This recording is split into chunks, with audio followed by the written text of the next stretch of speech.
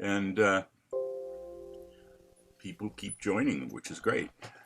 We have, I was going to look, this is what, it's the 43rd session we've been doing since we started a year and 2 weeks ago or something. 42nd, 40, I think last week was the 42nd. This is the 43rd. And we've been requested by Brian Hodgkiss to hold off a few more hours because he's driving a 3-hour drive home from a dance in Australia. But I told him I'd try. There, I tried. Uh, Hi, Brian, if you get to watch the video. We are going to discuss something this week that was recommended by somebody I thought would be here and I don't see. Walt Byrne, Germany. And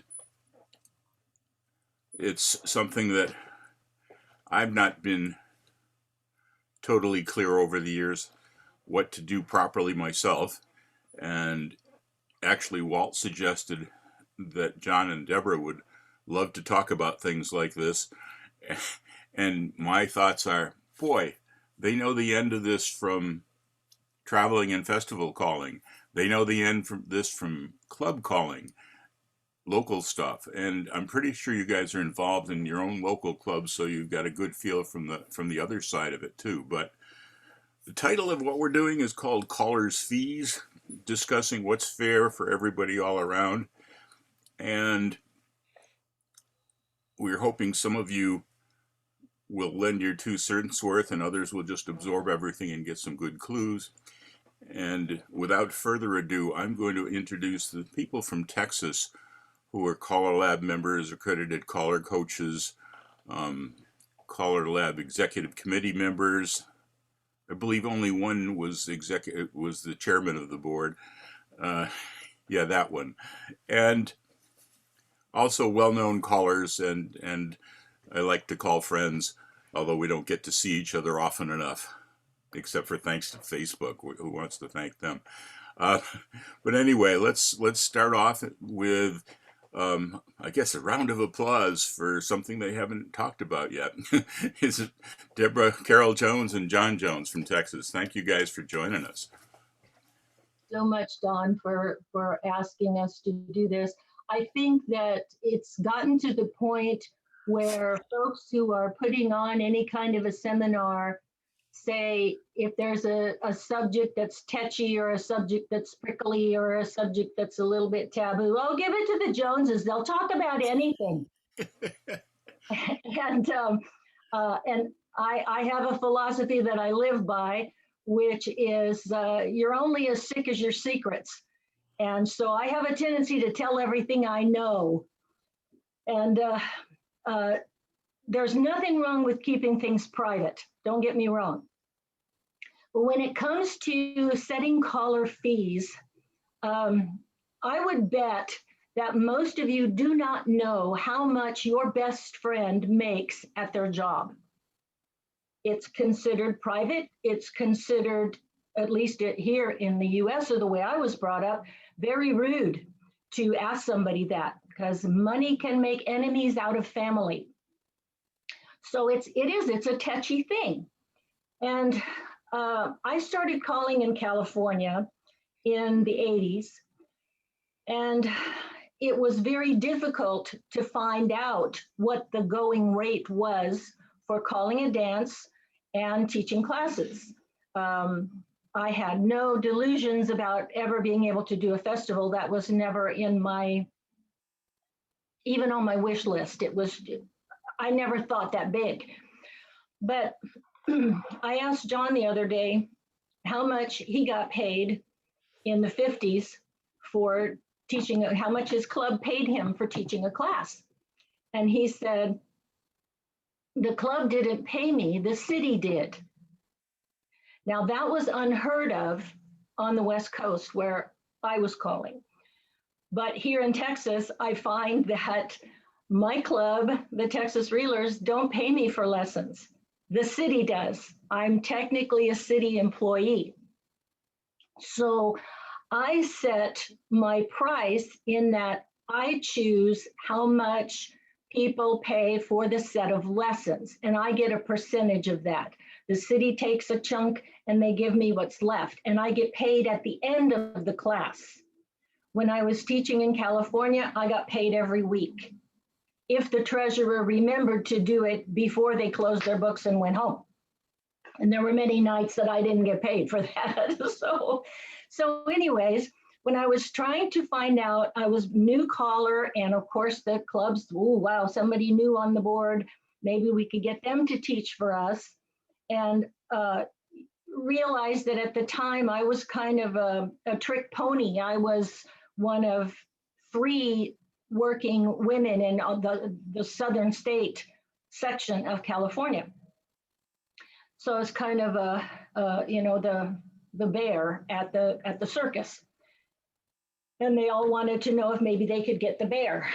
So I was able to have, I was so lucky to have a couple of friends, callers, that I could talk about money with. And you may not have those. And if you don't, I feel for you, because it's sensitive, and you have to have someone that you trust that will share that information for you, because the clubs often will not. I found that I could say, well, what are you used to paying? Or what do you pay your caller now? And some of them would tell me, and some of them would play it cagey and not say anything. So I found out what the going rate was at the time, and I think it was $50 or $45 to teach a class. So I thought, okay, I'm brand spanking new. I kind of know how this game is played, but this will be my first class. I don't really know what I'm doing. So as far as my experience level and everything, I'll set my price at $40. And I thought I was doing the right thing. Now, some of you may already have jumped mentally to where I'm going to take you, but I was stunned by this. It never entered my mind. I was astonished to find myself accused of undercutting the standard rate. I was appalled because I didn't feel that I had the experience and the right to ask to be paid what the experienced guys were being paid. So if somebody said something like that to me, I just had to, so-and-so thinks you're undercutting. I just say, look, they have way more experience than I do. I'm just trying to set the price for what I think I'm worth. And it seems as though if you set a price for your services, there's going to be those that are going to think you're asking too much, and there are going to be those times when you know you didn't ask for enough. So that was setting the price for class and what I ran into with that.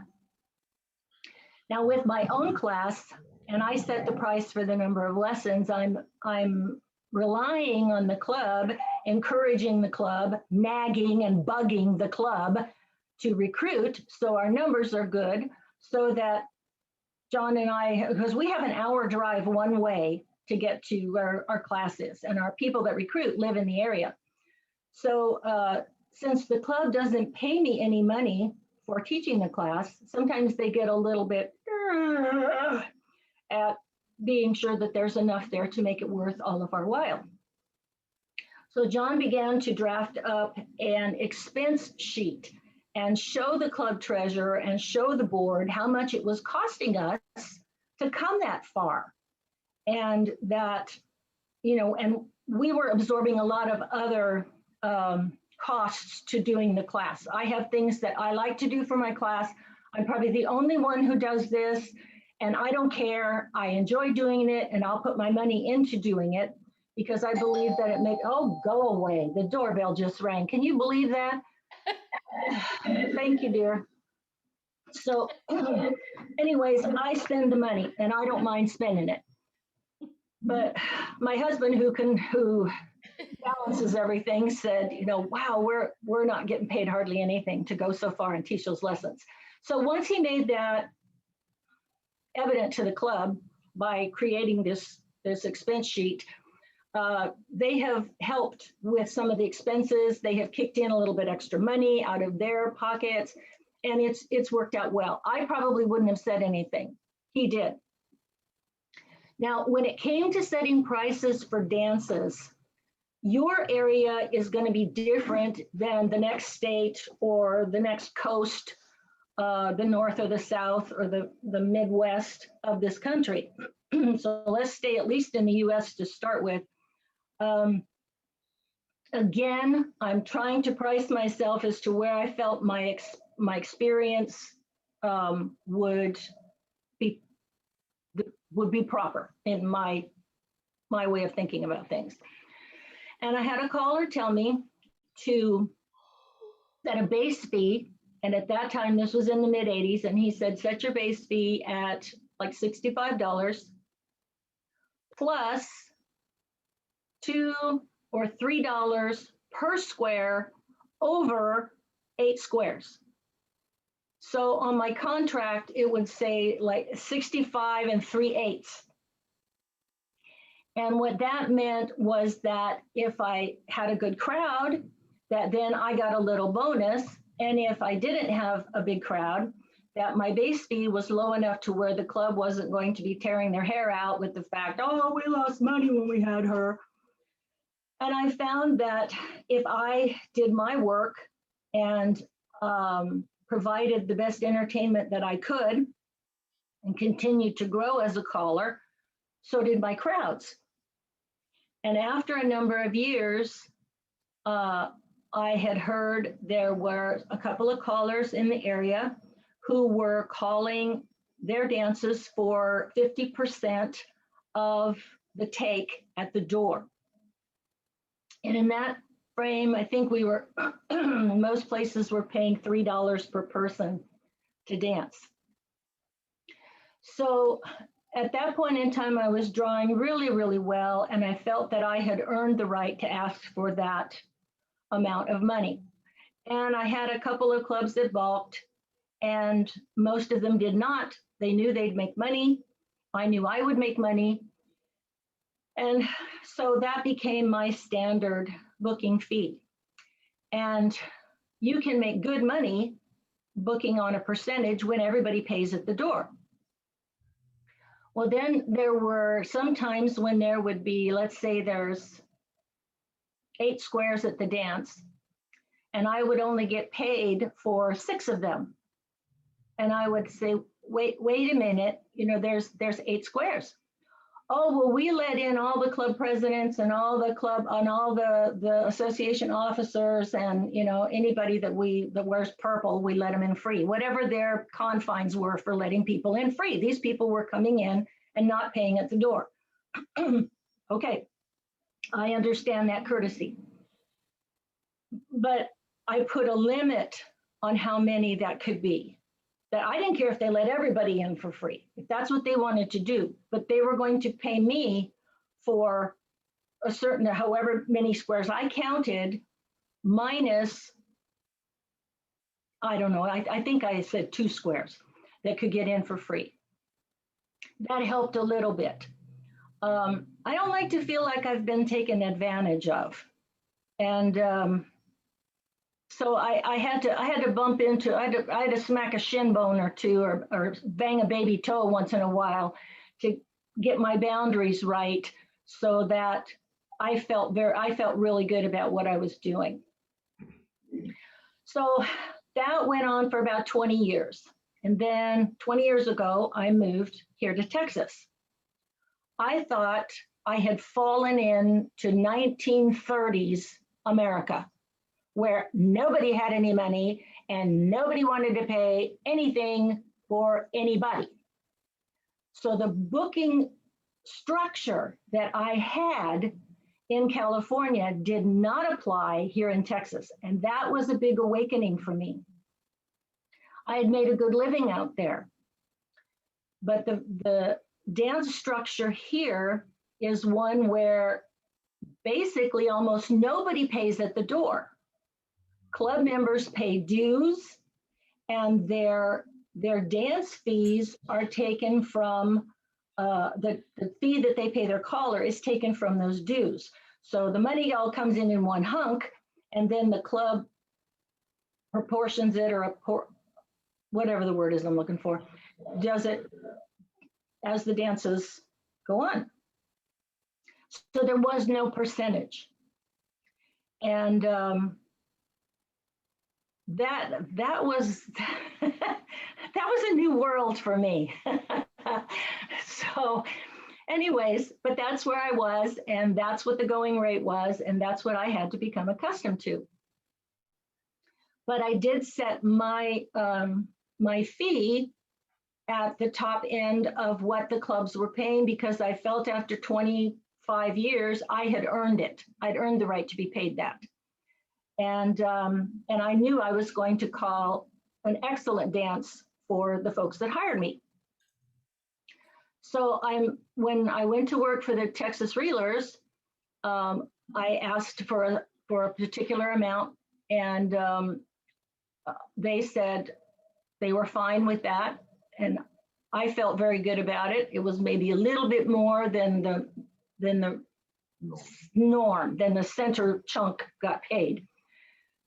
And I'm very pleased to say that in the last 7 years that I've been calling for the Texas Reelers, they've given me 2 raises that I didn't ask for. So I feel very, very good about that. When you get to the point, I don't know how much festivals are actually going to be a part of our future like they were in our past.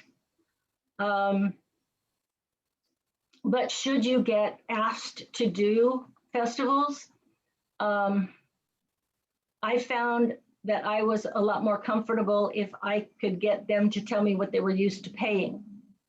I did do several festivals where I found out later I was the lowest paid person on the staff. And I worked just as many hours as everybody else did, but I had no way of getting my hands on that information to start with. So, you know, I don't want to say cheated, but I worked for less than I should have. And the more of them I did, the more I kept my ear to the ground and found out what the going rate was. And I felt that we should be paid the same, that all the callers who are on a festival should be paid the same. I just think that's fair. And so when they would call me and I always would ask, who else is on the staff? And they would tell me. And then I would say, well, just pay me what you're paying the guys. And they would go, oh, okay. And so that's how that went. And that worked okay for me. Then I felt like we were all on a level playing field. Should you start working out of your area? When I started doing some traveling, I had to again ask the question, what are you used to paying? And they would tell me, and we would negotiate from there. If I had to keep in mind, what kind of travel am I going to be absorbing here? Are they paying for the airfare to get me there? Or am I going to have to absorb that? Or am I driving? Is anybody going to give me a place to stay? Are they going to pay for the motel? Do I have to pay for the motel? Do I know anybody in the area I could stay with? You have to start putting these pieces of the puzzle together. And until you start figuring out where those holes are, you're probably going to get dinged a couple of times with not getting the amount that you should have to be able to comfortably cover your expenses. Now, if it's a group that's, let's say that I got a call from Oregon and they wanted me to come up and do a dance up there. There's no way I could drive up there from Southern California. I'm not going to drive from Texas, obviously. So there's airfare involved. And if you can get them to put together a couple of dances, Or if you do plan to drive and make a voyage out of it, if there's places along the way that you can stop and do a dance, that makes all the difference in the world. Well, how do you do that? You network. That's why one of the big reasons why you go to Caller Lab and you meet callers and you start building your network so that, you know, if I'm going to be going up into the Pacific Northwest, I have a couple of people I can call on the way, somebody in Colorado that could set something up for me. Hey, I'm coming through. Is there any way you could help me out? And that has worked out very well. But remember, that door needs to swing both ways. So if you're going to ask people to put you up and arrange a dance for you and this, be prepared to pay that back at some particular point in time. And I feel that we have done that. In California, it was a little bit harder because the clubs would book 4 and 5 years out, if you can believe that. I knew where I was going to be every Friday, every Saturday, every Sunday for 4 and 5 years out. And that was astonishing to people that live in the real world. But I could offer to share a dance. I could go to the club and say, hey, I've got this guy coming in from Sweden and he's fabulous. And could we do this dance together? If you'll advertise, it's going to be a huge crowd. They, oh, okay. And they would help me along and it would be great. There was one club in California that said that they didn't want Johnny Preston and I to call together ever again. And we had 41 squares for them. And we said, why? Why don't you want us to call together? Oh, it's too much work, too many people. So we went, wow. You know? So see, you're darned if you do and you're darned if you don't. But anyways, when you start going out of your area, see if you can get somebody there that will share with you that information. Otherwise, you're just flying blind. And if you have an inquiry from someone to come into an area, they're usually willing to share that information with you so that you can set something that is fair for all parties. If you price yourself too high, you're not going to get hired. If you price yourself too low, you're going to be working for less than minimum wage, and you don't want to do that either. When you set your price based on your experience, you may get accused of undercutting. I know, like I said, that was such a shock to me, but what are you going to do? That was not my intention, and I said so, and I was done with that. So if you travel overseas, understand that a lot of those guys are working on a shoestring, and they are putting every nickel they have into getting you over there. Because airfare is expensive to fly over there. And I'm talking pre-pandemic, of course. I can't state for the future. But it's so fun. If you get a chance to go, I don't care if it costs you, go. Because people will then get to come and dance to you. They will know your name. You will get invitations to come back if you do your job well. And believe me, if you're going to call in Europe, you better have all your little ducks in a row, and they better be in the pond, and they better be bulletproof, and they better be waterproof. You want to make sure you know what you're doing when you go over there. Those are very, very good dancers over there, and the callers over there work so hard. So you want to be sure that you're worth it.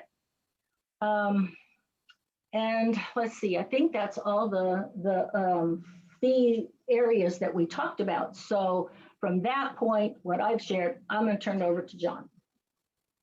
Howdy, everybody.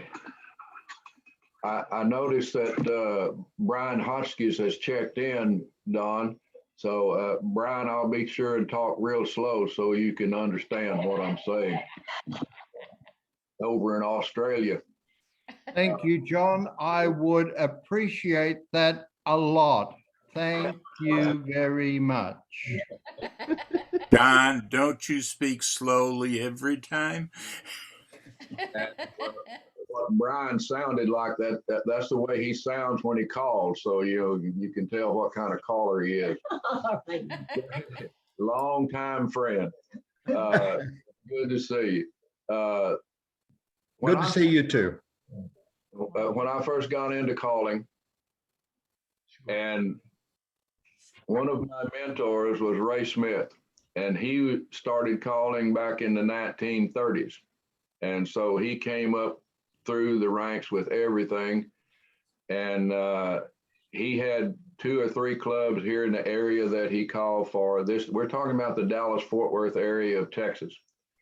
And then when I started learning to call and I thought I might get asked to call a dance somewhere, I asked him, what kind of fee should I ask for? And his response was, all you can get, which didn't help at all. And so I made certain that I was qualified to call a dance before I ever attempted to call one. Some people would hear me do a guest call somewhere and then they want to hire me for a dance. And I knew that I wasn't good enough to call a whole dance. And so I would decline.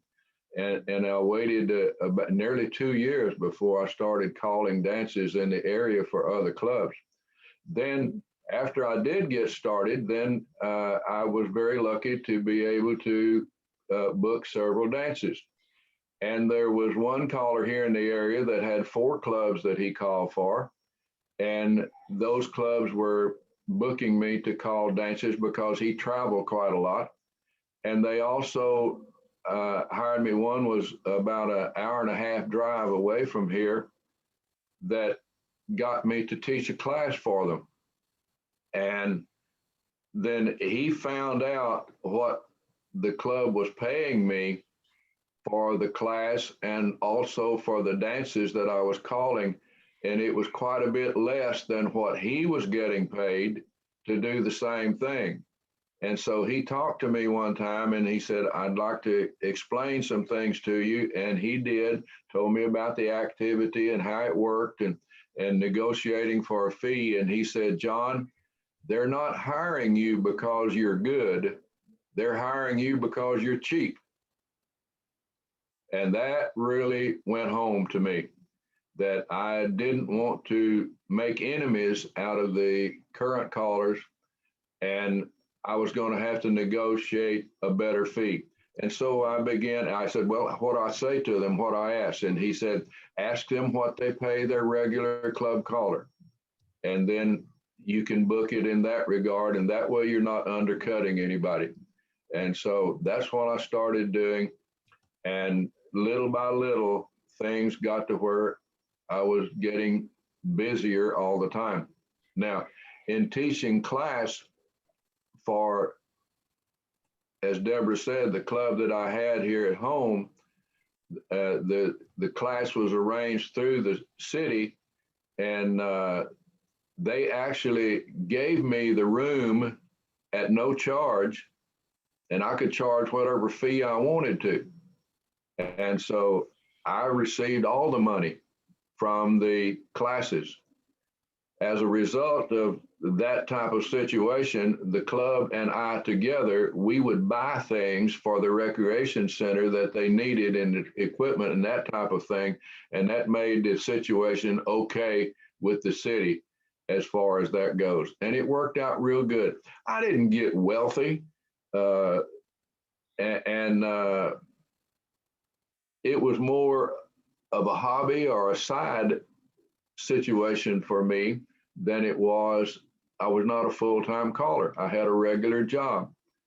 And I recall the first time I went to Europe was with a tour group with 3 other callers. And we toured all over England and over in mainland Europe and called for a lot of dancers and had a lot of people and found out what was going on. Well, then I got asked to come to Germany to call a weekend festival. And I had no idea what kind of price to ask them for. And I told them, please don't let me lose money. I'll come one time, the first time. And so I did, and they paid for my airfare, and I just about broke even, and that was okay. But then after that, when I would get asked to come back, then we would set up a situation to where I could make some money plus my airfare and lodging. And that made a big difference. And there were some clubs here in Texas that we would go call for. Well, if far enough away from home that I'd have to spend overnight. And so I would ask him I would set my fee, and I found out what they were paying most all other callers to come in or travel in to call their dances, and plus lodging. And that made a big difference in the amount of income that I could get, because lodging was not cheap. And it worked out really well in that regard. I do recall, I'll tell you a story, at least 30 years ago, there was a caller from up in the central Midwest by the name of Johnny Wyckoff. And he had a good reputation as a caller all over a number of areas up there. He had been through Texas one time, I think. He moved down to Houston, and he went to work for Norman Murbach in the record business there in Houston. And he set his fee to the club. The clubs in Houston, most of them used different callers for each dance. Very few of them had a regular club caller all the time. But he set his fee at $100 an hour. Well, we had never heard of such a thing around here, and especially all over that area. But he stuck by that. There was one club that finally decided to pay his fee, and he called a dance, and they had a big crowd, and there were a lot of people from other dances, other clubs that attended that. And so they found out that he was really worth it. And so he was getting paid more than any other caller to call dances in Houston, and he stuck by it, and it worked out real good for him. Well, there were others of us that were traveling in and out from down there, and we were getting like $200 to $250 to call a dance, because it's 250 miles from my home there. And so we started asking for lodging, and we were able to get it. And then some of them put out the word that, well, we have raised our fee to $300. So then we talked about that. Okay, let's negotiate and get the fee up a little bit. And so they did. The dancers were very good about doing that and helping you. And we have had one or two clubs that have said, no, we're not going to pay that. We have had some people to say, caller's not worth $20. And I thought, wow, boy, they have really had some bad experiences with callers that don't think that a caller is worth anything in that regard. So, but there's only been one or two clubs in our area that have said they are not going to increase their caller fee. They're going to stay with it. And it was like $25 less than what all the other clubs were paying. Well, the experience has been for them that they were only to hire callers that were not really very good and didn't call a real good dance. And so one or two of them finally faded away, and they found out that they were going to have to pay a little more money. And so they have been able to succeed in doing that. But you have to be able to negotiate a little bit with nearly everybody that you deal with. And whenever I would get asked to call for a club in the area or within 100 miles, I say, okay, what are you accustomed to paying? Most of them would tell you. Very seldom would they say, well, we don't divulge that information. But most of them would. They would give you an idea, and then we'd work within that to be able to call for them and to help them with the dance. There'd be times when we would call for somebody, and they would call and say, we're broke. We don't have any money. Can you help us out? Well, yes, I have done that several times with various clubs to help them out, to help them make a little bit of money. And they in turn hired me to come back later on and paid me more money than made up for it. So it has worked out really well in that regard. Now, I taught 13 years of square dance class at the University of Texas at Arlington here in our city. And it's a 4-year college. And a lady that was a physical education teacher there at the university was a member of our square dance club. And she was talking to the director of the physical education department about setting up a square dance class. And they finally decided to hire me to do it. And I worked out a deal with them in the class. They would pay me 50% of the tuition fee of all the students who wanted to take the class. Well, I had anywhere from 6 to 8 squares of college students taking that class. Well, it didn't take long to add up the money and find out I was doing okay. But they also gave me the opportunity. I didn't want to teach more than one class right here in town. So I asked them, and they granted me permission to bring in outside adults in the class at whatever fee I wanted to charge.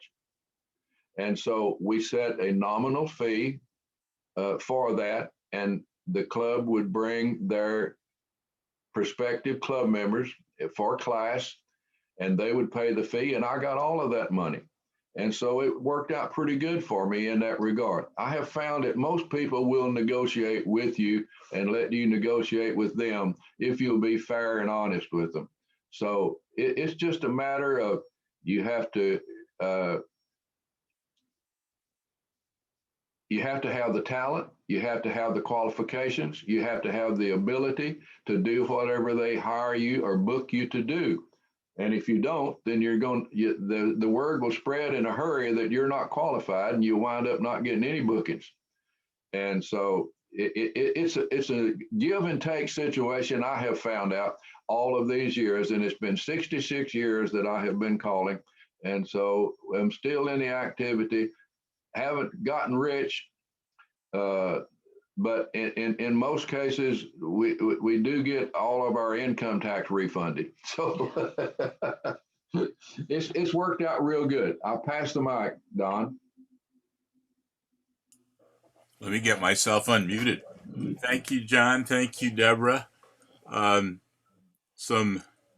you, Clark. That's a good thing we should be doing. Some interesting thoughts, some interesting anecdotes.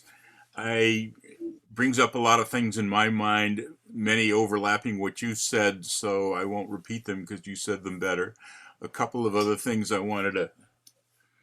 guess one thing I want to throw in, and then I got a couple of questions for the general group, but there are times that people have wanted me to travel kind of far away that would sort of interrupt my life. And so I'd raise the price pretty high, and I'd basically say, if they're crazy enough to pay that, I'm crazy enough to go that far. And sometimes they say yes, and sometimes they say no. And I've done the percentage thing also, like Deborah, where I figure, even for regular local groups, figuring that I could build the group up and therefore profit in the long run.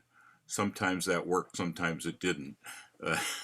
But I'm curious, in general, we do anything we can to bring people into classes, like free nights to get them introduced and all that.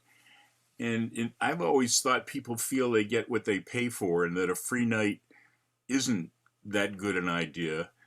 And I've always thought, actually, not always, but in the last 30 years, that maybe we should be charging more for classes, and then the inducement to continue regular dancing afterwards is to lower the price of, eventually when you get through classes, then you'll be able to dance for less money. And I think in most activities you go to, they charge more for the classes, for the talent of teaching them. So I would like to hear some thoughts on that. And the other thing I would like to hear some thoughts on, the first one is general thoughts. The second one, I think we could start with Tony Parks, but where Tony's always working with live music, you've got the economics of having to pay the band as well as the caller. And that must be a totally different way of looking at it. The bottom line, I think, is we all want to make a little bit of money, but we all don't want to break the clubs, because if we break them, then we aren't going to have anybody to call to. So from there, anybody else want to take it? Well, that was a quick night. No, come on, somebody speak up. One of the things that hasn't really been discussed is if you're going to go and call, and I really love what you said, Deborah, about if you're going to travel and you're called for a gig and you're on the road, try and sort of make a calendar of travel events along the way, which is an absolutely fantastic idea. And it's a great way to supplement to Germany, especially if you're traveling abroad. But there's a lot of cases where a caller is pulled in to fill in for another caller, maybe a new caller, maybe a great caller, like Don has a club. Now I'll never be in Don's league or your league by that aspect. But what do you pay a caller that comes in to fill in a night for something like that? For me, I've had to fill in for a number of callers for one reason or another at their club. And I said, whatever you charge or whatever you pay your club caller is fine. Even if I have to travel a fair bit just to keep that activity going. It's one of those things. And I don't know of too many callers that don't assist subsidizing the activity in that manner for the sake of the dancing. I was just wondering what your thoughts on that are. Thank you, Mel. That is what I have done when I filled in for when I was first starting out. Of course, I wasn't booked, and therefore a caller would call me and say, "Oh my gosh, I've got the flu. Can you go and fill in for me?" And I never asked what I was going to get paid at that point in time. I was just thrilled to get the opportunity to call. "Oh, you want me to drive 500 miles and call at the beach for people?" Sure, here I come. So when the club would ask, that's the standard answer that I went to as well, which was just pay me what you're used to paying so-and-so. And that made it easy for them to do the math. It was an amount that they were used to seeing go out the door, so the club was comfortable with it, and that worked out okay. There have been times, many times, when something has happened. I'm talking coming from California, that let's say Ken Bauer was up the road, and everybody adores Ken. And I'm around all the time. So if they have the opportunity, or I was at that time, if they have the opportunity to run a dance to Ken, they're going to go. So my dance would be, the attendance would be down. And I would see the club looking around and thinking, oh my gosh, we have the rent to pay, we have the cure to pay, we have the caller to pay, we have this, that, the other. And I would give money back. Now, it wouldn't be, I would have had to have given everything back plus what I had in my wallet to cover all the expenses. But I felt it was a gesture of good faith to give back a certain amount of money. And that's a great thing to do. I would do it again in a heartbeat. The thing is that some of the clubs tried to put into their contracts that they would not lose money, that the caller would guarantee that they would not lose money. I refused to sign a contract like that. I called the club and said, I can't do this. There are too many extenuating circumstances and my expenses remain static. So I can't help you in that regard. And I have to be honest here that they would always go to the caller and ask them to give money back or reduce their fee or whatever. And never once would they approach the cure and ask the same. Or for that matter, the dancers, and point out the fact that it costs a little more. Right. So it was always on my shoulders to be the one to make the adjustment. And while I am willing to do that up to a certain extent, I was not going to make it possible for the clubs to not do their job. If they don't advertise, if they're not out visiting, whatever, they don't have to worry about it because Deborah has guaranteed they're not going to lose any money. Wrong. That's not going to happen. So I wouldn't sign those contracts. And that little idea finally went bye-bye because the rest of the callers wouldn't either. So, John, did you have anything to ask? We got hands up. I see hands up. Yeah, I see 3 hands up. Let's hear some more questions.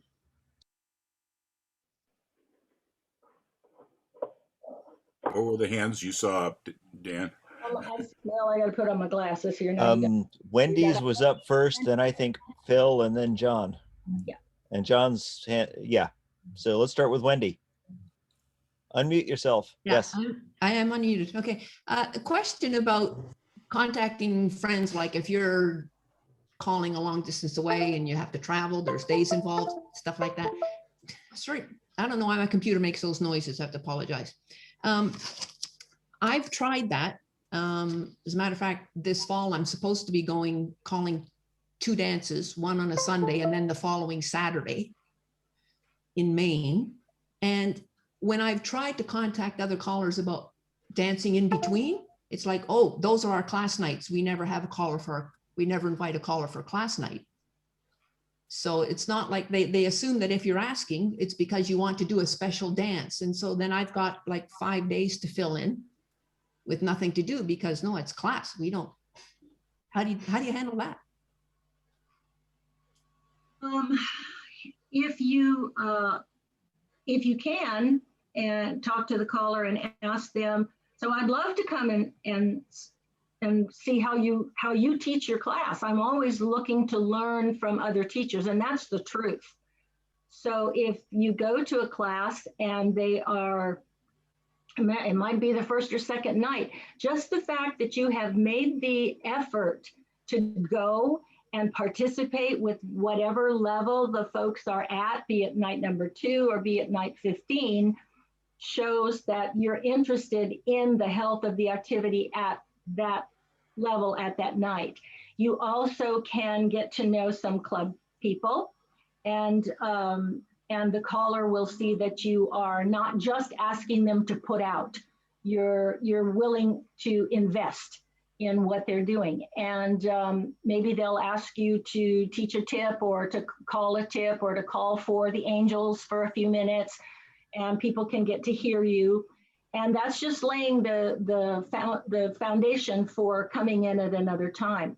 But certain areas, yes, during the week, they don't have dances. They only have classes. So you're just filling in your time then, as opposed to looking for a dance to earn money. Okay, that's good. Okay, I could do that.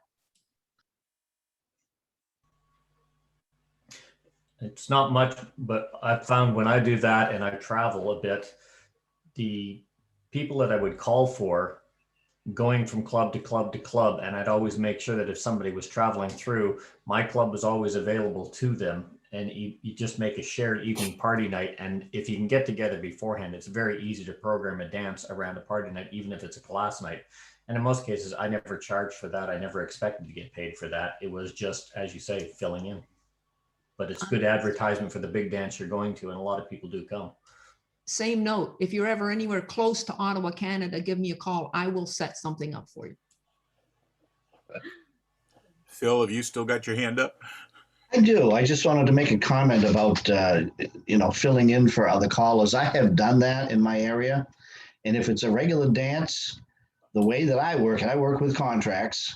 They work with contracts. Whatever the club was paying them is what they pay me. It's a common courtesy up in this area. I don't know how it is every place else, but and it's worked out great for me because I'm a newer caller. So I'm usually filling in for a more experienced caller. So financially, it's a little bit better deal for me. The other thing I wanted to mention too was you got to be careful with this hobby and business thing. I've run into that situation this year where I've had to adjust my expenses so that I showed some kind of a profit. Just be very careful. I've always done my own taxes, but if you can work with a tax preparer, they can help you out with that stuff. That's pretty much my comments there. I did want to throw in that, like Deborah had talked about, and you just did too, that a lot of times if I've been was called in to fill in for somebody, just say, well, pay me what they do. And I generally would find out I'd make more money than if I had asked for it, being a newer caller at the time and what have you. Terry, you have your hand up. No, John does. No, Terry does. John was first. John wants to go now because he had his hand up longer. I just wondered, do you guys, when you're callers in the area, do you ever get together and try to make up a schedule? I mean, do you guys ever discuss it amongst the callers at your like caller club or caller association and set up a rate? Or, I mean, it's like price fixing or unionizing or something like that. Do you ever do anything like that, or is all the callers on their own? Well, we've talked about it a little bit, John, at callers meetings, but not much. The clubs have to coordinate through the Dancer Association for their dance nights, their special dance nights, their anniversary dances. So there's a central calendar that works. If it was a discussion over fees, I've never been in a meeting where that was done. John started the Callers Association, so he may have a little bit more information on that.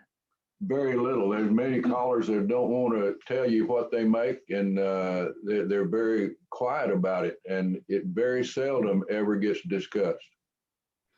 Well, the time it would get discussed is if you had two callers that had fair-sized clubs, and you found out, like, let's say one club called in another caller, or called the other caller in to fill in quick, like, and he said, "I'll take the money."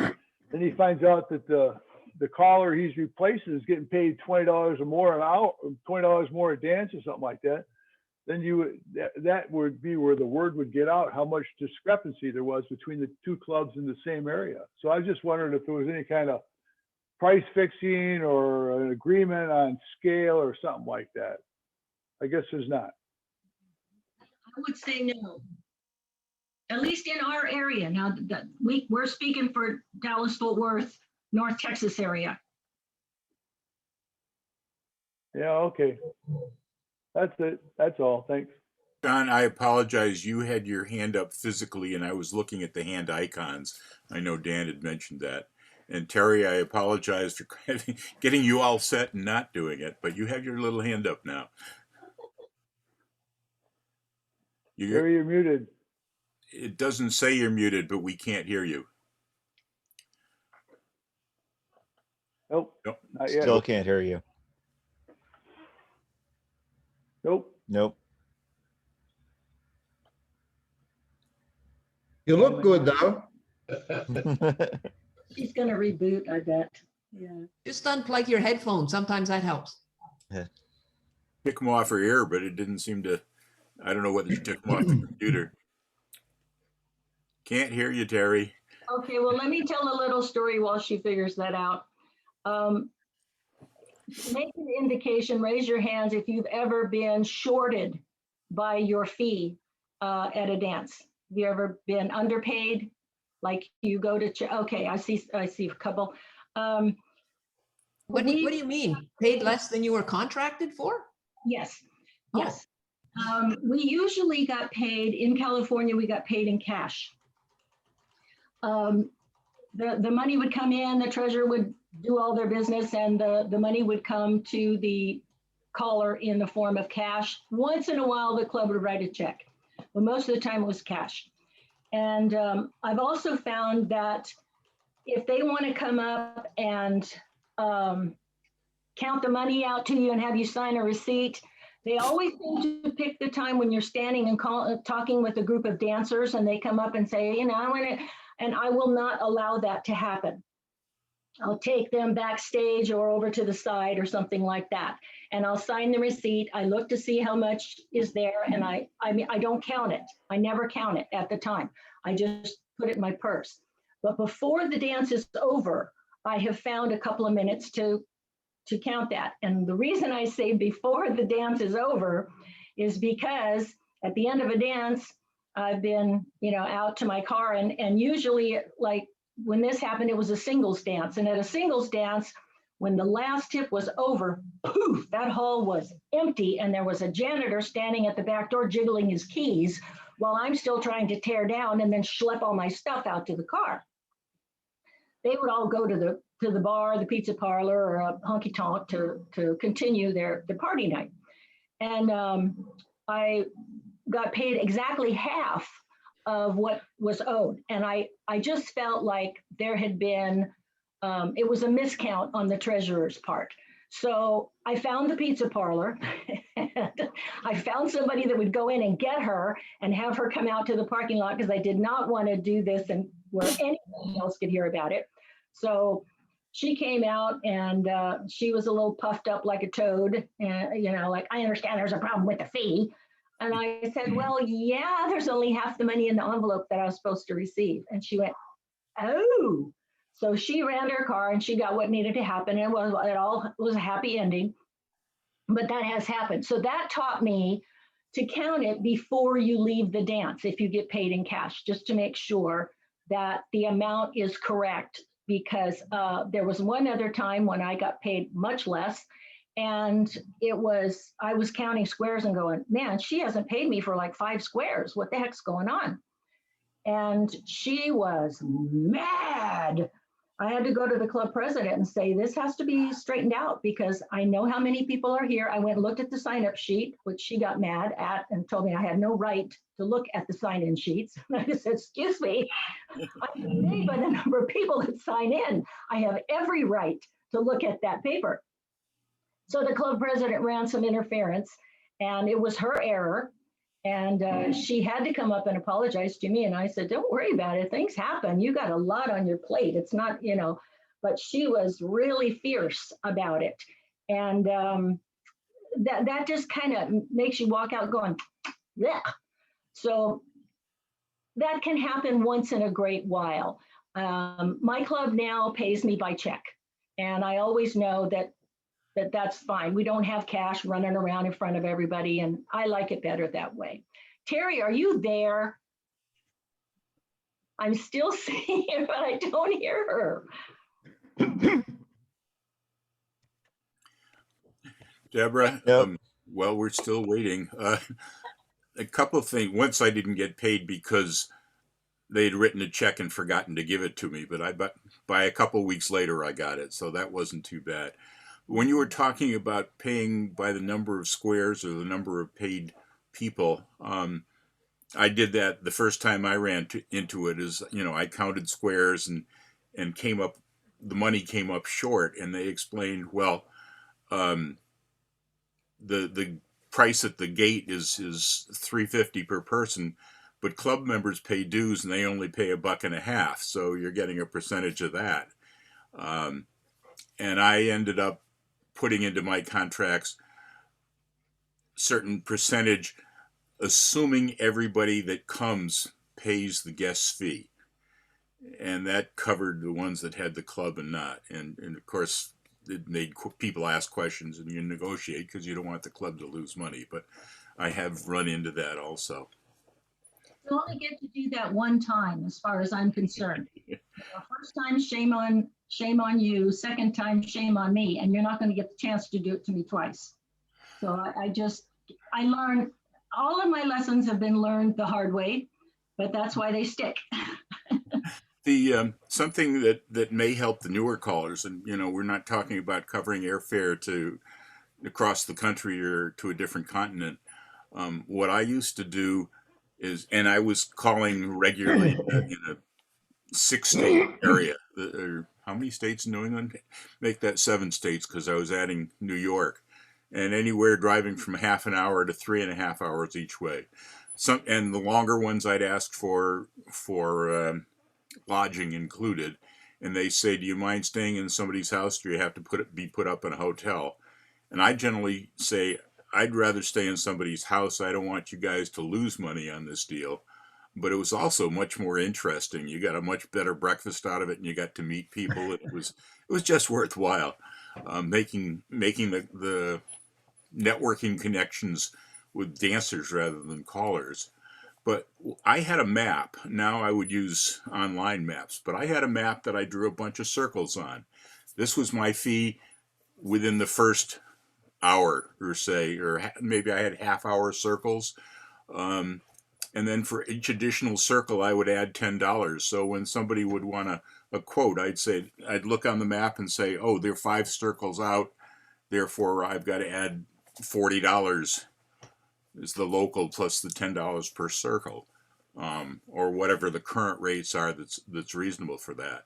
Now I can go online and just plug in their address and mine, and and say, oh, that's so many minutes or so many hours away. And you could just say, this is my thing for this. And for every 25 minutes, I add $5 or however you want to price yourself that way. But definitely take into consideration travel expenses and travel time. Your time is worth money. And the other thing is, some people would ask me, would you mind staying for an extra half hour and doing an A1 tip or an A2 or C1 or whatever? And I would generally say, you bought me for the evening, whether it's a 2.5 hour dance or a 4 hour dance. You've wiped out my day anyway. Sure, I'd be glad to stay. And you can make good points and it's not costing you any more. Mel, I see your hand up. Am I missing anybody? Go for it, Mel. Can you hear me now? Yay, we got Terry. Mel, I got on my laptop is what I did. So yeah. No, while I was getting back to Wendy's question, there's been a few times because I've been the club caller for a couple of places here in Palm Springs. And anytime I knew a caller was coming into the area, I didn't mind giving up my class night, making it a dance night so they could come in and make a little extra money, because I figured that was my way of networking with those guys. It's not only networking with them, but it's creating better dancers for you to call to when they get the experience and all that others and the full entertainment value of different callers. That was the main reason I did it, because I wanted to expose my dancers to as many callers as I could and to as many good callers as I could, because I always hated when I first started learning to dance, some of the callers would only teach you to dance to them. And I'm like, that's not fair to the dancers.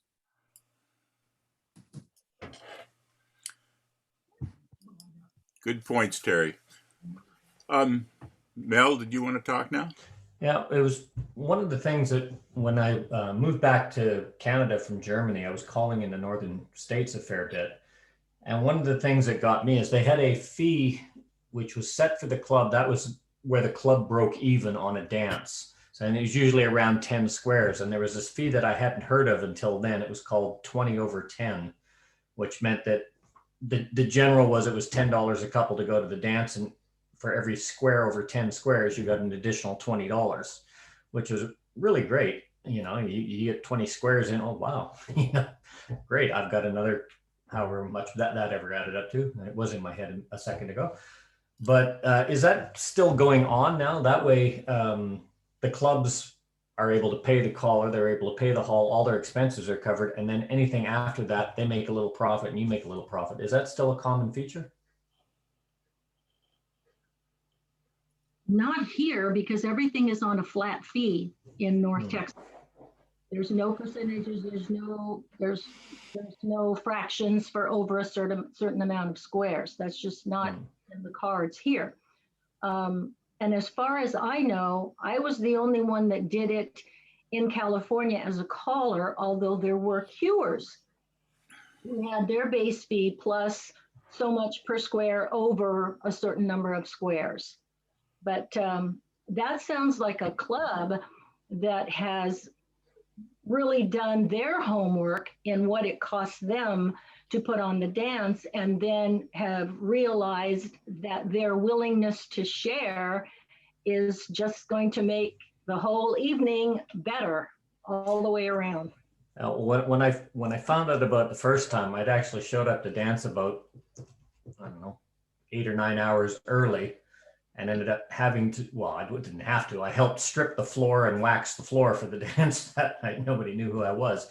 And when they found out about this is what they told me. And they say they booked their dance schedule all year, what it's going to cost them, what it's going to cost for the callers. And that's how they determine their fees every year. And whenever they make profit, that's how they do it, was at their big dances. So it was, quite a nice thing, really. I just noticed that we've done an hour already, the requisite part, and I want to make the usual thank yous and then the usual I'll start with the last part, that since if you've only scheduled an hour to yet another hour to spend on Zoom, you're welcome to leave without offending anybody. But if you want to hang around, I'm sure there's a lot more conversation to come. It looks like we've barely gotten started, which is great. I want to thank Dan for doing the technical end, opening the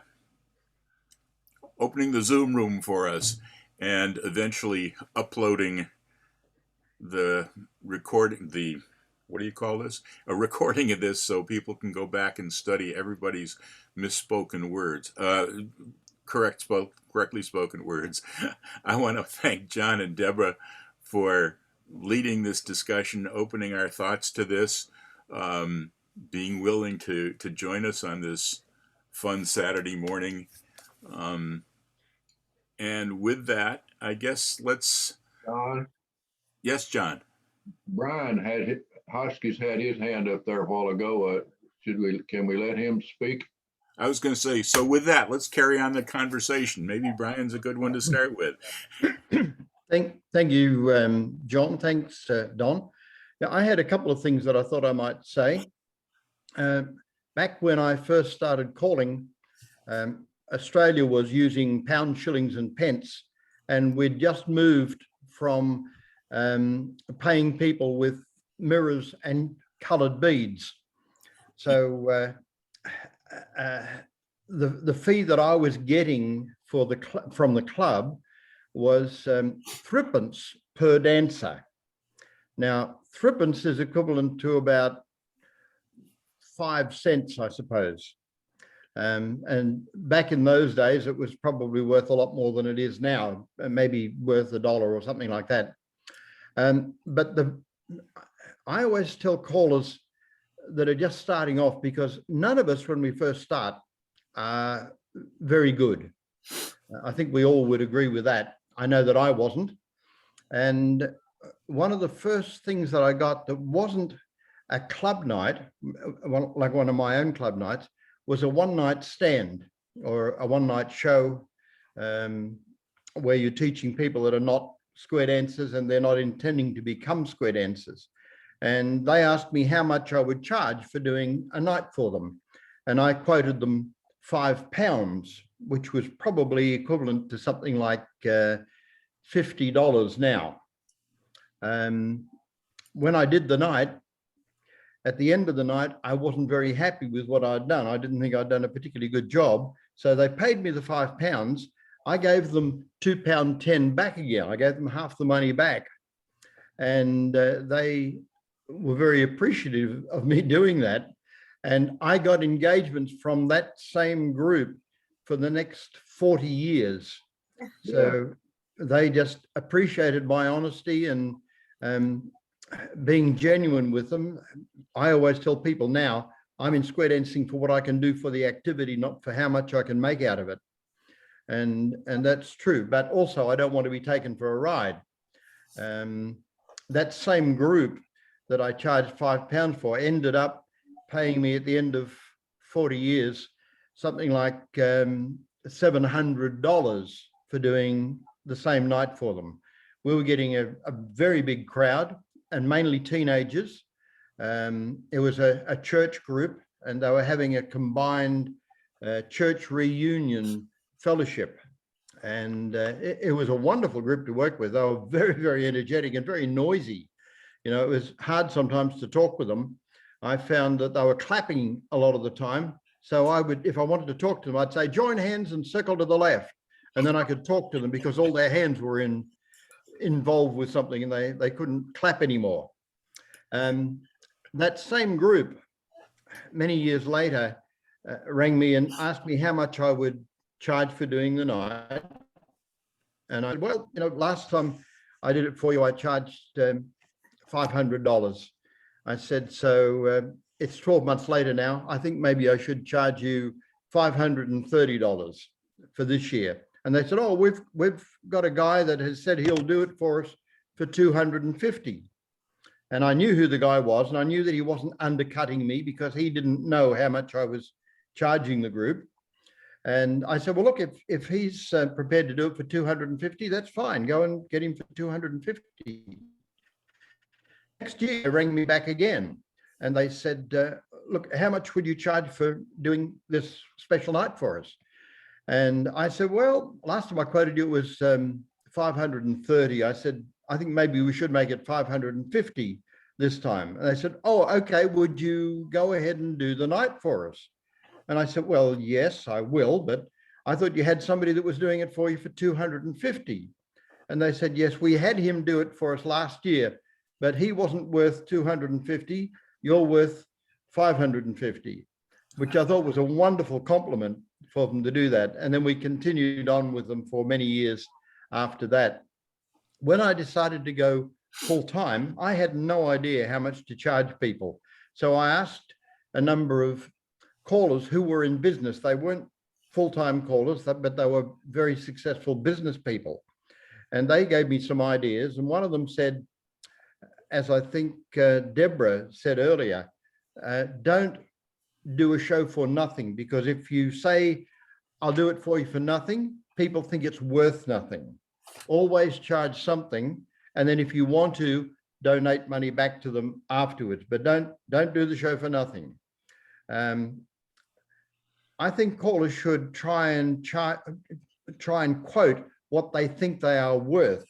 Now, this other guy that was doing it for 250, if he'd done it for $50, he may have got more engagements from it.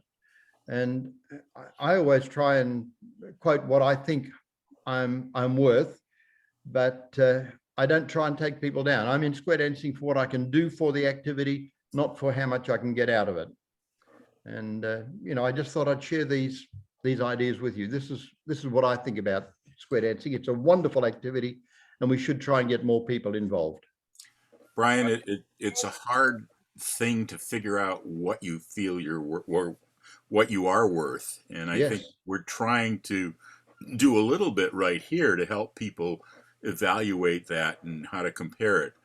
Like Deborah said, when I asked clubs, well, what are the other callers you're hiring getting? Some would clam up completely, and others would be more than willing to tell me everybody's fees, and that was a good. I'd write down like mad so I could. And generally, the fees they charged, in my mind, correlated with how much I would want to go to one of their dances, how good a caller they are, and I try to place myself into that. When I'm asked by a club here in Australia to call for them, I usually quote a percentage of the door.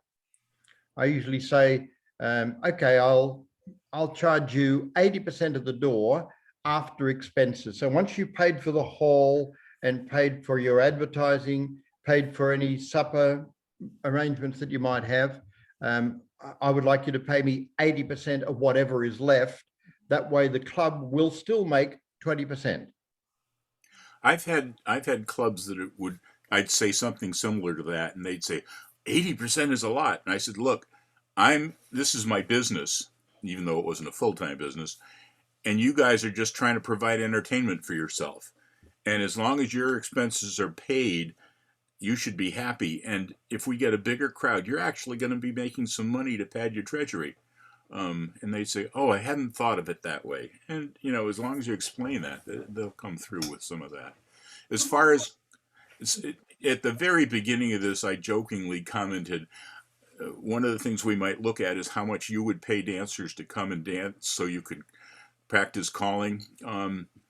Many years ago, I needed some practice calling, and I saw one couple that I was dancing at a lower level club, and they were dancing at a higher level club. And I said, they're more like you at home. And I got a square together in my basement, and somebody said, oh, we've had some, and of course I didn't pay them, but they didn't pay me. And they said, we had so much fun, we should do this again next month. And somebody said, in my basement will hold 2 squares. 18 years later, meeting once a month, getting up to 6 squares at one point or another, they never paid me. And I kept thinking, how can I get these guys to pay me? But I don't want to get rid of a good thing. They were people for me to practice all the experimental calls that were going on and all this other stuff. And yet they they rewarded me by being very appreciative, very consistent, and giving me generous Christmas gifts also. So sometimes people know they're getting more than they pay for, but in general, yeah, people think they get what they pay for. One time for a caller that had a square dance hall in California, and he leased the building, the space, and he ran caller schools there, and his name was Bob Johnston, and he was going to be traveling, so he asked if I would fill in for him for a dance, and I said sure, and he paid everybody the same. He paid him $50. So I went in and did my little thing, and I was having a ball. I was thrilled to death to have a booking, and gosh, I was going to make a little money.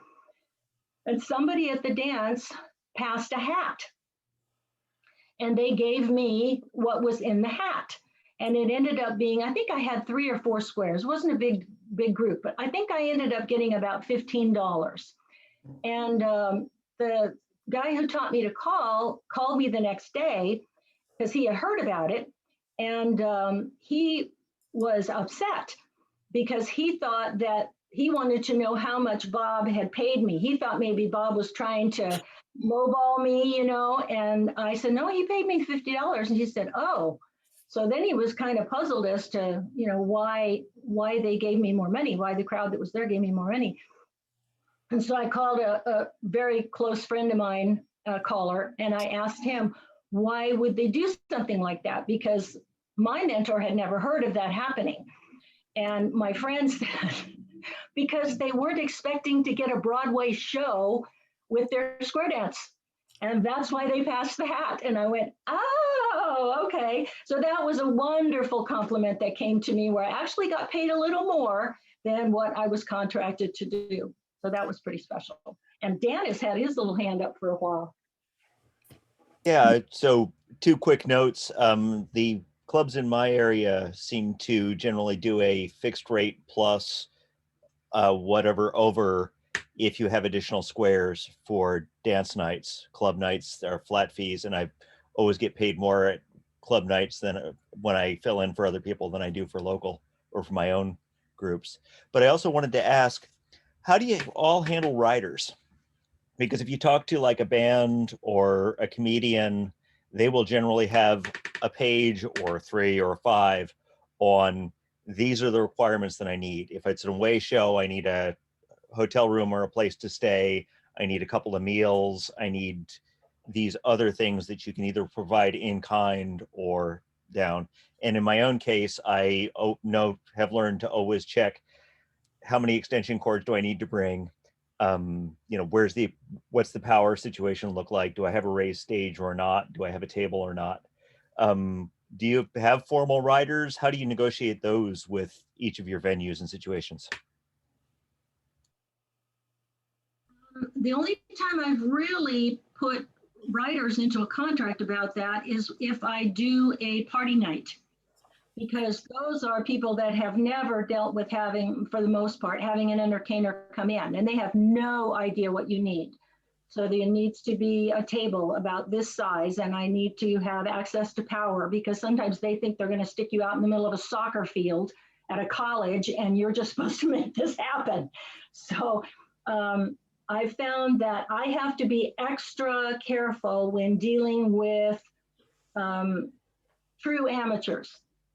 I haven't had too much of a problem when I've dealt with a club. And after 38 years, whatever I walk into, as long as I've got access to power, I'm pretty much okay, whether I'm calling from the floor, whether I've got a stage or whatever. But I'm very careful when I'm dealing with party nights to make sure that goes into a contract. Same here. And about half of my gigs are party nights, and I almost always use a written contract. And I don't have a separate rider, but I have a couple of requirements in the contract, power within 50 feet. And I used to ask for a table, but some of the tables that I've gotten have been so bad or too big or too small that I bought a couple of folding tables, and now I don't ask for that. It's basically if I have access to power, and as you said, Deborah, I'm good. Yeah, for the ones that I've done and the ones that I've booked, most callers that I've dealt with they don't really have riders, but they do have, as you say, certain conditions that they will put on it. I know a couple of callers that will only stay in hotels. They don't book or berth with club members or anything else, and that's just the way that they like it, and that's fine. And but as long as everything is up front at the beginning, I don't think there's ever really any problem with it, at least not with square dance callers or round dance cuers. I don't know about bands that you might work with, Tony. Some of them might be a little bit more, they want red colored jelly beans only or something like that, but you never know. Well, so you know the story behind the brown M&Ms, right? No. When Van Halen was doing a traveling show, they were bringing in tons of gear, and they actually destroyed the floor in a venue in one place because the floor was not up to the specs that were put in the rider because the promoter didn't read the rider. So the brown M&Ms were there to make darn sure that the promoter had actually read and was paying attention to all of the terms in the rider. Because it's really easy when you're bringing in a big road show to kill people. And it's one of the reasons why I get super ridiculous about it, but I say that plug that I plug into within 20 feet of the stage I have to be able to pull at least 10 amps from it. Not that anybody's actually going to check that, but it makes somebody sit back and say, oh, this can't just be a little two-pronger that in a 70-year-old building with knob and tube wiring. That's the other thing in the contract. I say no heat producing appliances, no convection ovens, no long strings of lights on the same breaker. The only thing I know for sure is I did a dance with Brian Hotchkiss a while ago, and we were traveling together. And when you talk about M&Ms and things like that, if you're ever sitting next to him, he always carries a bag of peanuts with him.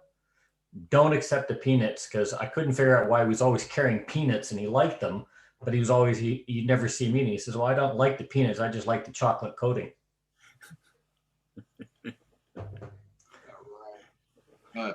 Rubbish. Good story though, Mel. You'll be telling it tomorrow. I know you steal jokes. John, you were going to say something. I remember a situation, and I'm going to use names because you'll understand it a whole lot better, but this was out in 2001 at the National Convention, or before the National Convention, out in California. And it was right at the time that Deborah and I got married. Well, there were 3 or 4 clubs that got together and had a special trail end dance out there. And they had Tony Oxendine as the caller. And Deborah knew about it. And so we went to the dance. And this was actually the night before we got married. Anyway, they had a tremendous, huge crowd at this trail end dance. Barely enough room for everybody to dance because it was a huge gymnasium and it was completely full. And we discussed fees and this type of situation at the National Convention with a panel with Bob Osgood and Tim Crawford and myself and someone else, like maybe Tim Mariner. But anyway, that subject came up and they said that they wound up paying Tony Oxendine $3,000 for a fee for that dance because he was calling on a percentage. And I said, well, what is your problem with that? And he said, a square dance caller is not worth that kind of money. Rubbish. And I said, well, apparently he is, because look at the crowd that you had, and you made a lot, each of the clubs made a whole lot of money off of the dance. And I said, well, what do you think he should have gotten paid? And he said, I think $1,700 would have been the maximum.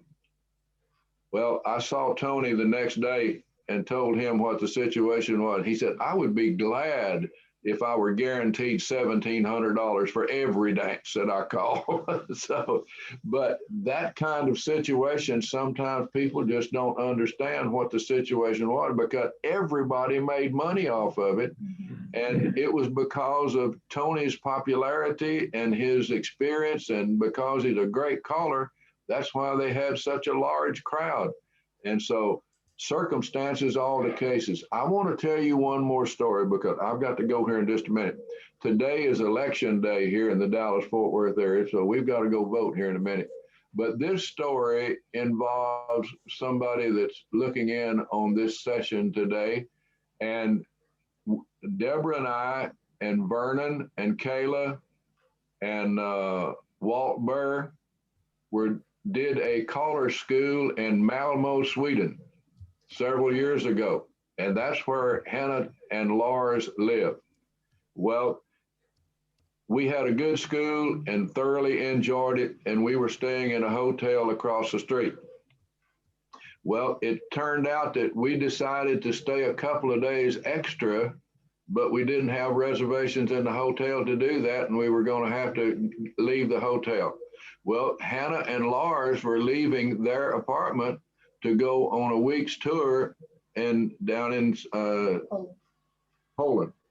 And I see her looking at Lars now, telling him what's going on. But anyway, they volunteered to let us stay in their apartment for a couple of days. And it was just a half a block away from the hotel. Well, a couple of years before that, before Deborah's dad passed away, he told Deborah and Deborah's mom, all of you tell all of the family to look for bright, shiny pennies. And if you find one, a bright, shiny new penny, then you will know that I'm looking out for you. We had packed our clothes in the hotel, and Hannah and Lars had given me a key to their apartment. Kayla and I took the first couple of suitcases out of the hotel, and we told Vernon and Deborah we'd be right back. Just as I started to step off the curb to go down the street to their apartment, I looked down in the gutter of the street in Malmo, Sweden, and there was a bright, shiny U.S. penny laying in the gutter.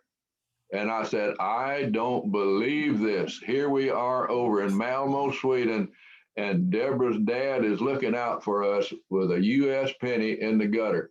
Hannah and Lars, I don't think I ever told you that story, but that is the truth. And I shouted, hallelujah, thank you, Bob, for looking out for us. I just wanted to share that story with you. I'm happy that you didn't share the story with the alarm clock.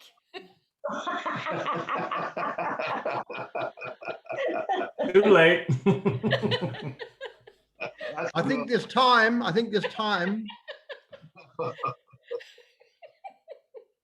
We are all ears. Go ahead. I remember the whole story. I know there was an alarm clock that kept going off and we couldn't turn a darn thing off in their bedroom. Well, and it had Lars's voice on it. Yeah. So here comes his voice out of this, just booming in the room at like 6:15 in the morning, and we couldn't find it. We couldn't shut it off. So we didn't know if we had hidden cameras in there that they were peeking at us and making us get up. I finally just unplugged it and Coming to you straight from Poland. And that's the kind of thing those are the sort of friendships and stories and warm things that you will build by staying with other people. And there are times when I don't want to stay with other people, where I need to get away. I know that I have a job where I can tap into an extroverted facet of my personality, but I am actually an introvert, and I refill my bank account by doing very solitary things.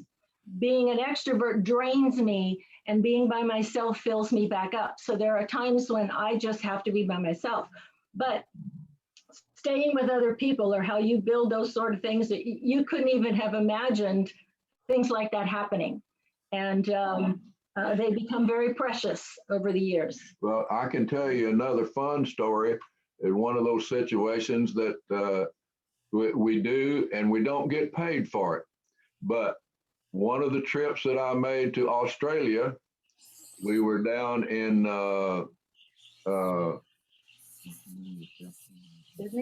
Sydney, and calling a dance with Brian Hotchkiss.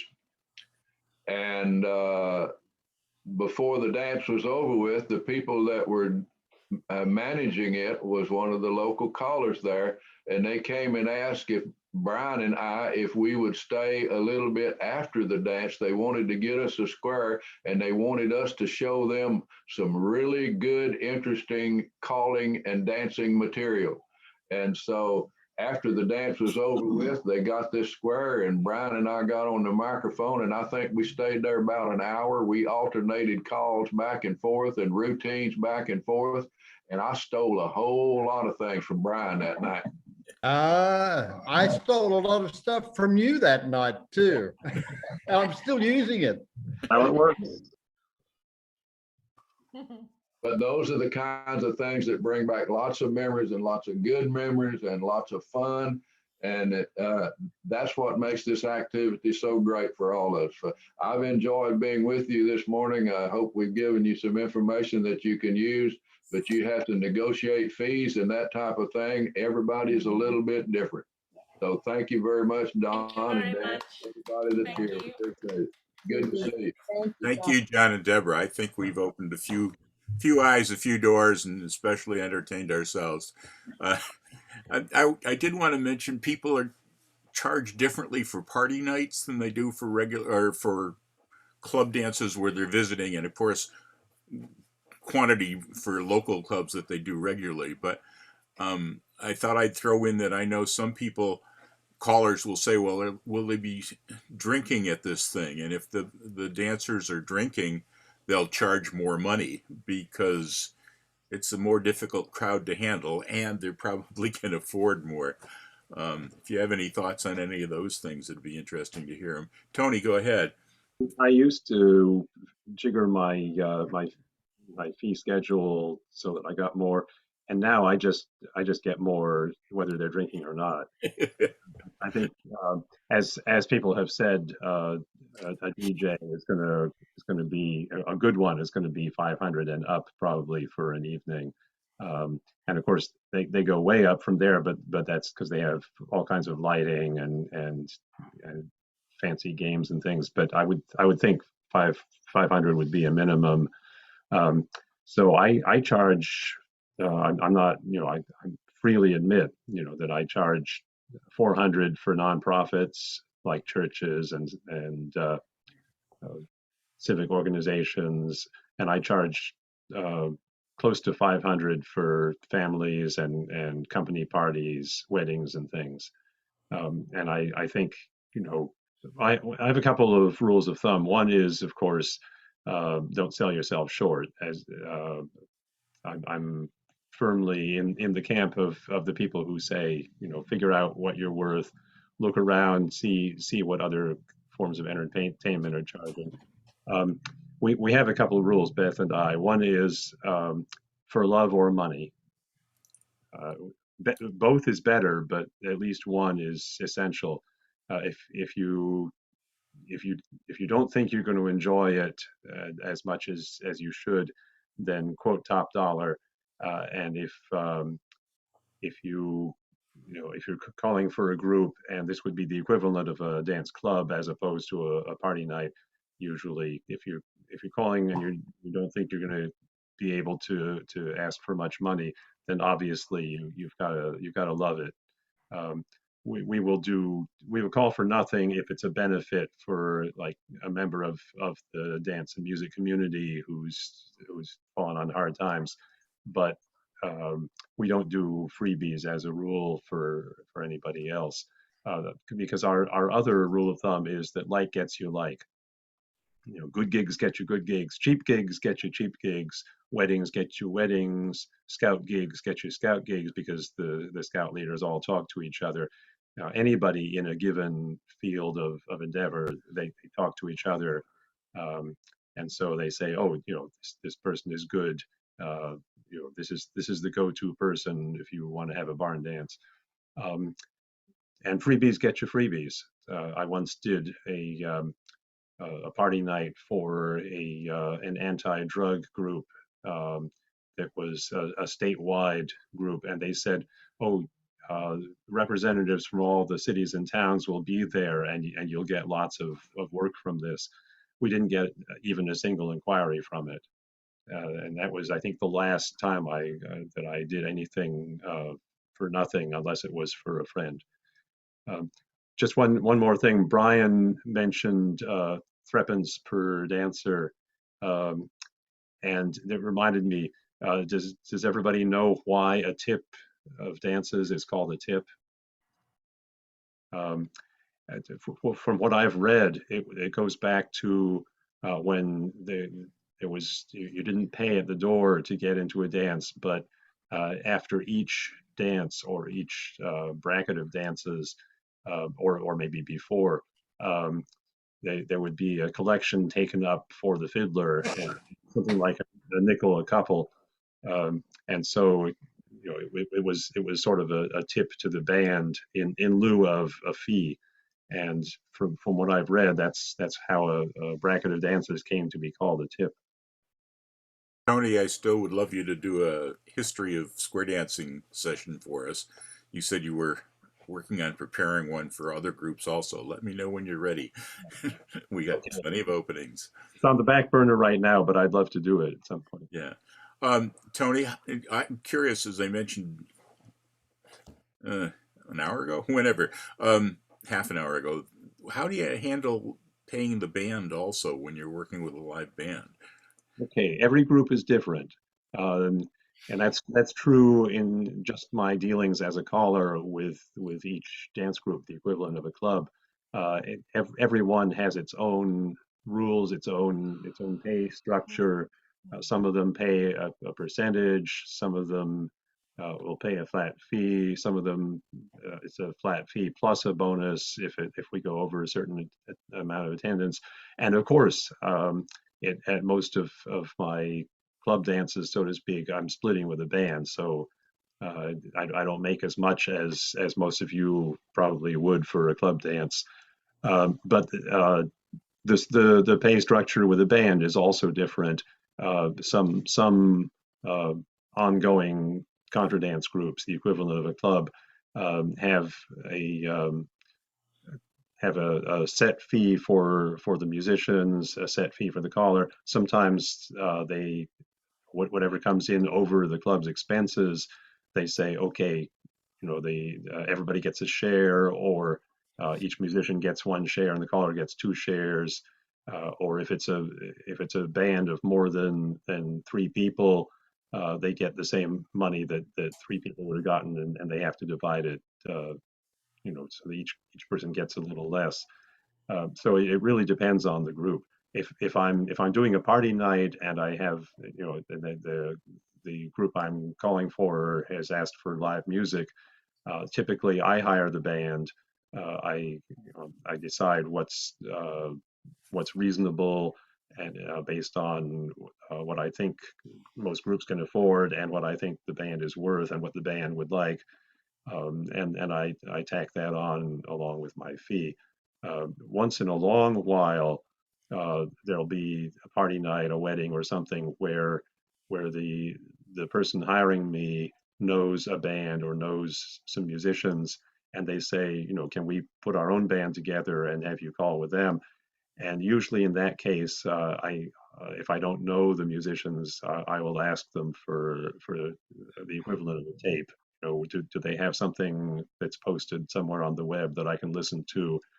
If not, can they send me something as you know, put it in the cloud, because I want to hear them, because it just doesn't work, especially a party night where nobody knows how to dance. I have to be sure of my music, whether it's live or recorded. I'm not going to work with a band that I've never heard. So, sometimes the band hires the caller. Actually, I'll get a call from somebody I know, and they'll how much I'm willing to go out for or how little. In my case, depends a lot on on who's doing sound. If I have to bring sound and set it up and monitor the levels at the same time I'm calling, naturally I'm going to want more. Typically, I ask for a full share for myself and a full share as a caller, and then a full share for bringing the sound and setting it up. I can't ask for extra because I paid thousands for my sound system, because most of the musicians paid even more than I did for their instruments. But I can ask for more on the basis that I'm setting up a lot of components, and especially for the fact that I'm running the sound at the same time as I'm teaching and calling. Good stuff. Interesting to know. I would offer that your sound system equipment depreciates a hell of a lot faster than the instruments, but that's a technology problem. Probably true. I just saw Clark had his hand up. Brian, did you have it up for a minute before that, or was I imagining?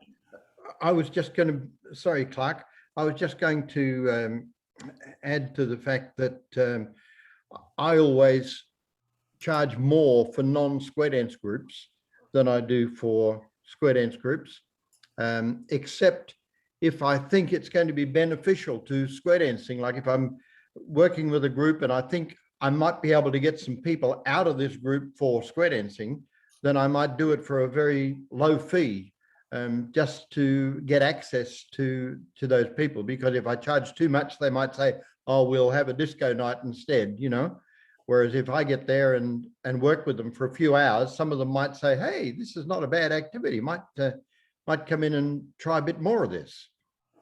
But yes, I'm generally more sympathetic towards square dance groups than I am towards non-square dance groups. Obviously, the difference is an advertisement fee that you're doing when you're going with these people. That's right. That's right. Perfect sense. Clark, what were you going to add? Couple of comments. One, I had heard it from David Millstone, but he does gigs for love or money, and I like that. I think that's a good thing to live by. In terms of undercutting fees, when I was a newer caller, I didn't understand the undercutting fees, and I wanted to charge $25 and do a dance and got dancers. Why is that a problem for anybody? And I don't think I got yelled at or shunned, but I definitely was of that opinion. The area that I used to call in a lot, the kind of challenge arena, either the dancers were run by me, so I got to set fees, figure out what you charge the dancers, pay the hall, and keep the rest. As I got hired for weekends, each weekend, be it Cherry Ridge or out in California, Pace or something, or even overseas at IPAC, they pretty much told me this is what we do. And maybe they weren't telling me the same as the other callers, but I believe they were.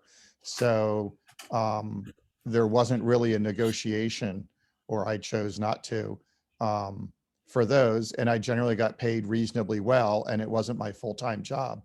So kind of no issue there. The weekends that I run, I try to pay the callers a lot of money because, hey, I'm a caller, and I know that some gigs you make a lot on and some gigs you don't. So some of the weekends I've been able to pay callers, $2,000 and cuers $1,000. And I appreciate that I can give them a lot of money. When we get to the one-time party dances, which is a lot of what I seem to do now, that's the place where I have the most problem negotiating fees. I typically will ask them before setting a fee, how many dancers they're going to have, how often have they done this before. If it's the Girl Scouts, what have you paid other callers? Sometimes they'll tell me, sometimes they won't. They all talk among themselves, so they kind of know who's good, who's not, and what people have paid or charged. And I'll go for something like $300. And if they say we don't really have that kind of budget, I'll often go down to, well, what can you pay? Well, 100, 150, whatever, depending, I'll do it. If it's a private party and there's always is there going to be alcohol and so forth. And I remind people that, okay, I'll do it for this, but if you think it went well, you're free to give me a tip. And I've been pretty amazed at the tips I've gotten. I mean, the tips have been over $100 at times. Sometimes they do, sometimes they don't. Sometimes it's the end of the party and they're drunk and they just have cash and they're like, here, take this. But don't underestimate the power of a tip. That's kind of what I got. I just, Clark, on undercutting, I think the important thing is not to be knowingly undercutting somebody. Like if you get somebody ring you up and say, look, so-and-so has said they'll charge this much, how much would you charge? I think if you then go and say, oh, well, look, I'll do it for $50 less. Interesting. Yeah. That's really looked down upon to do that. Yep. I had an interesting comment from the group that hired me for a party night once. They were having a great time, and the leader came over to me afterwards and said, see that guy over there standing doing nothing? Was a police officer. We have to pay him more than we pay you. That's kind of a shame. You're doing a lot and they're doing nothing. But of course they didn't compensate by paying me more, but it was an interesting thing to know about. Guys, I have another obligation. I'm going to have to bow out. Thank you again for hanging around and sharing your thoughts. And I look forward to listening to the tape and seeing what I missed. But it's been, I think people have been willing to be open, and hopefully it's been helpful to some of the newer callers to try to figure out how to price things and what's fair one way and what's the other. And with that, I got to run. Bye, guys. I'm going to go too.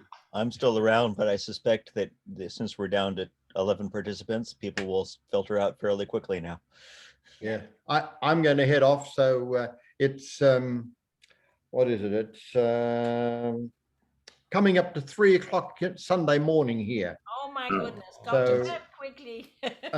I had a dance to run earlier tonight, 3 hours drive away. So I'm going to head off and go to bed. So Enjoy. Good night, everybody. Sweet dreams. Square dance callers keeping musicians hours.